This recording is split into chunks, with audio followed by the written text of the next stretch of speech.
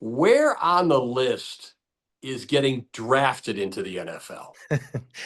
That's really, really high on the list for me. When I got drafted, it was 1998. The draft was 2 days. That was the draft of Peyton Manning and Ryan Leaf, picks 1 and 2. And then eventually me on day two at pick 187. And it was just an absolute dream come true. Did you know you'd be going somewhere in that range? Did you have any expectations of how it was going to play out? I had every expectation of not getting drafted. Really? I was getting calls. I remember Sean Payton called me. He was the quarterbacks coach for the Philadelphia Eagles. He wanted me to sign as a free agent. He said, "Hey, no one's going to draft you.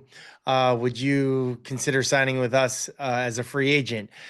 At that time, there was this thing called call waiting. And so I was on my parents' phone in the kitchen, and basically, I said, "Hold on, coach, I got a call." And I click over, and it's the Green Bay Packers. It was a scout named Danny Mock. And he said, "Hey, Matt, please hold for Andy Reid, the quarterback's coach." So Andy gets on, and he's like, "Hey, we're about to pick here in the sixth round. Are you watching the draft?" And I said, "Yeah, of course, everyone's watching the draft." He said, tell me what you think of this pick right here." And then I'm looking on the ticker, and it was my name in the sixth round. And I was like, these guys are idiots. Like, they obviously don't know how to evaluate a quarterback. No one was going to draft me. They shouldn't have drafted me. I'm not good enough. And Andy Reid said, "We're pretty excited about this pick." Did you ever go back to call waiting and get back to Sean Payton? No, and I totally forgot about it until like maybe 4 or 5 years ago. I was with Sean Payton in New Orleans, and he brought up the story. He's like, "You're the only guy that never," he basically hung up on me. In a draft, you can't control anything, Matt. What was the emotion of that like? And one thing that was out of my control, because I got drafted, is where I went, and I could not have dreamt for a better situation. It was Ron Wolf, it was Mike Holmgren, it was Andy Reid. The quarterback room were guys like Brett Favre and Doug Peterson. The Packers were coming off of two consecutive Super Bowls.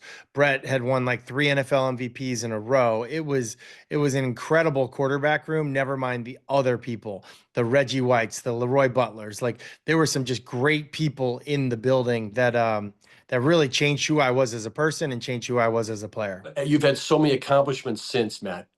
As you reflect on just being an NFL draft choice, getting that opportunity to go into the league, how do you process that?